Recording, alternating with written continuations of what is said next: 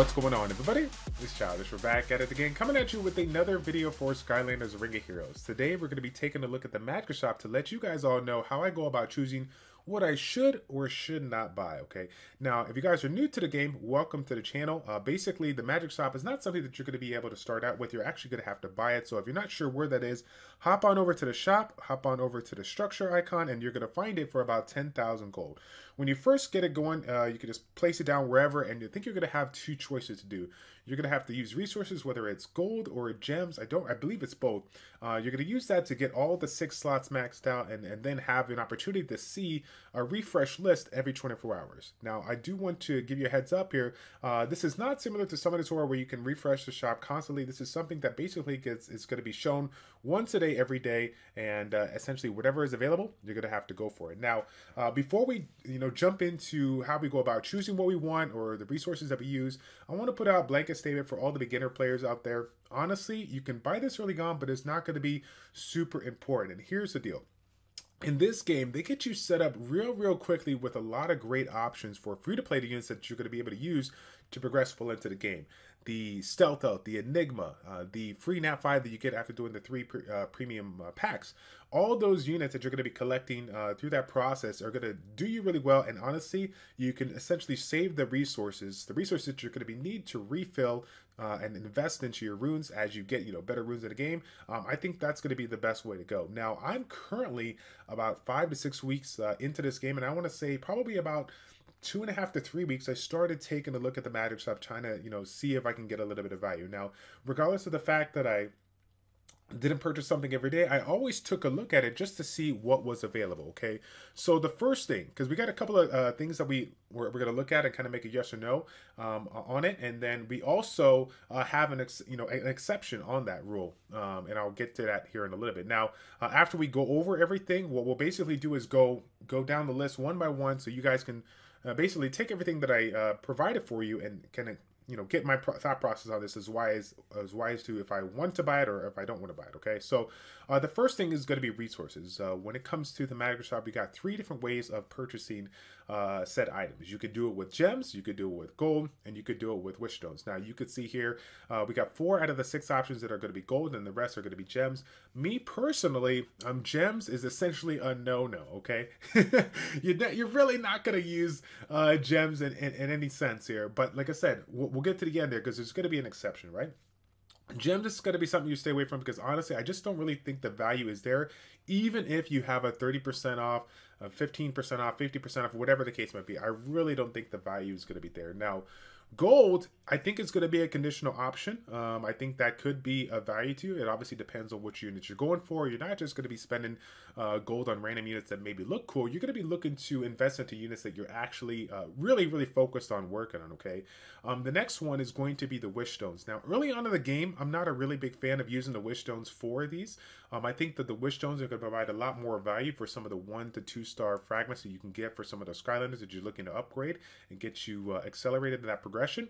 But down the road, you might find, a Nat 4 and Nat 5 Skylander for some additional wish stones that may provide value to you if you, if you really need those pieces here. And so when we take a look at the current layout, we can see that we have some 3-star, 4-star, or 5-star Skylanders. Now, that's pretty much what you're going to see. You're not going to see any Nat 2-star Skylanders or anything below that.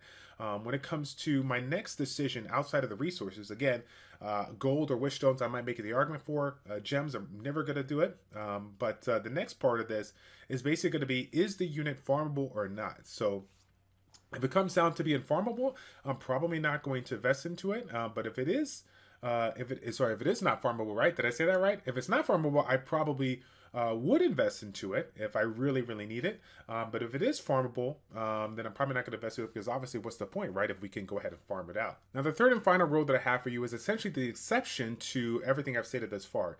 If the amount of pieces gives you enough to take it and evolve it from 5-star to 6-star, or awaken an ability for a unit that essentially is the foundation of that unit at hand, then I would definitely go for it, farmable or not. Okay, so for example, when we talk about, let's talk about evolution, for example, and this is the reason why we're getting the chill pieces, right? Well, I've already got evolved, but you know what I'm saying. Let's say I was going to be looking to you know, bring it up to 6-star. Now, this is a unit that is farmable, right? But obviously we're limited to it because we only can get 6 amount of pieces every single day, 12 if we want to go ahead and double up and refresh the shop here. Now, when it comes to the role at hand with regards to chill, I'm looking to have this unit be as tanky as possible so that I can mitigate all the damage that's going to be coming my way, because I have that ability to, you know, taunt them, provide the defense buff, so on and so forth. However, if I'm sitting at 5-star, I can surely get the job done, but it's going to be a lot easier if I'm able to be at 6-star and max myself out at level 70 so I can have those higher HP and defense based stats right now.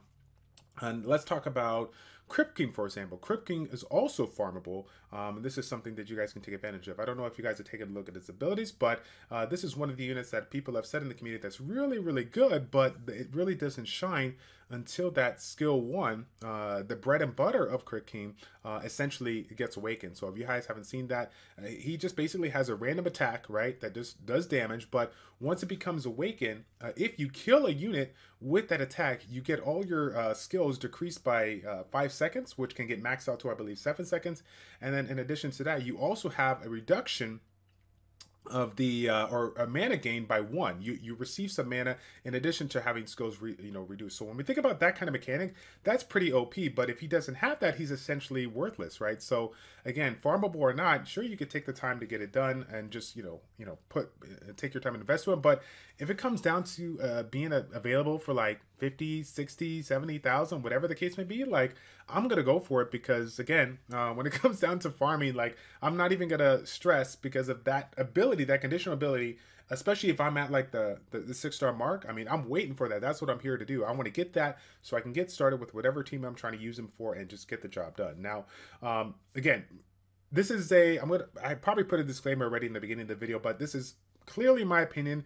This is not the best way to do everything. I'm just kind of telling you guys my thought process on it. Please feel free to put your thoughts down below and let's share our opinions so we can get some ideas. So now, to finish off the video, we're going to talk about these 6, and let's see if you guys can take a wild guess as to what I choose or not choose to do here. So we'll start out with the top one, Deja Vu, 3-star Skylander for 21,000. At the stage of the game that I'm at right now, right, 21,000. I mean, even though I don't have a lot of money right now, 21,000 is really not too much. This is a non-farmable unit, so it gives me a reason to purchase it.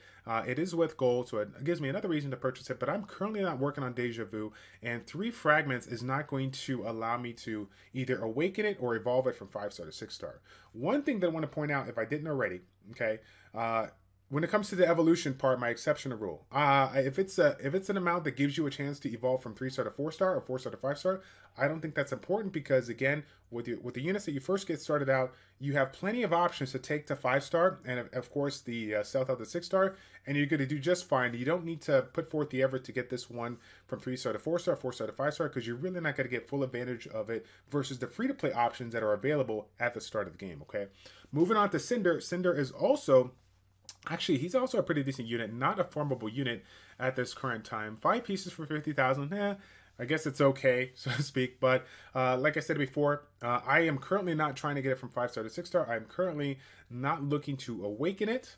So this is going to be a no-go for me. Now, the next one that we got over here, Chill. Chill is a farmable unit, and I can get 6 pieces every single day, if not 12 if I want to double up, in addition to the 4 pieces that I can request in the guild shop, or sorry, in the guild donation, right? So 56,000 may not seem worth to most, but I currently need about, basically the next video that you see is probably going to be Awakened. I currently need about 20 pieces to go ahead and get this unit awakened. So 56,000 for me is a no-brainer. I'm going to go for it. And it didn't even have to be the 30% off or whatever. I would have taken it at full price, because the value that I get from having her ability Awaken, getting the defense buff for everybody in my party, and that's going to be, when the max skills out, a 4-turn defense buff for everybody. That is a huge boost to my team, my strategy, and I'm definitely down to invest into that at this stage of the game. If you are somebody that's have seen all my chill videos and you just started 2 days ago, I definitely don't say, hey, buy this one, because again, you're not going to be focused on chill. You still got a ways to go to get it from 5-star to 6-star. You'll still got a ways to go to get it Awakened. Okay, save your money for the other important things that you want to focus on. Okay. Down below, the next one here, Kingpin, Legendary Skylander, super rare, 180,000. Again, it is gold, so sure I can make an argument for purchasing it, but if it's not enough to get me from 5-star to 6-star, or even get it to Awaken, I'm not going to bother with it because the chances of me getting, you know, like a ton of pieces for this one to get it where I need it to be, it's not really too important. Now, I will say this. I know that this is a unit. I'm going to put it out there if you guys haven't seen it. Currently, right now, Kingpin is the unit that we get 25 pieces for at the end of the month. So just kind of keep that in mind if you are getting close to the amount of pieces you need for Kingpin, because yeah, it's gonna allow you to go ahead and possibly summon it, or like I said, you know, put some power ups into it so you can get it improved or whatnot. A Jet Vac, another natural 4-star Skyline that is farmable, but again, this is going to be a quick no because it's going to cost 280 gems, when honestly, you can refresh this one for 120 if you wanted to, and get yourself 6 pieces versus 5. So this one provides literally no value at all.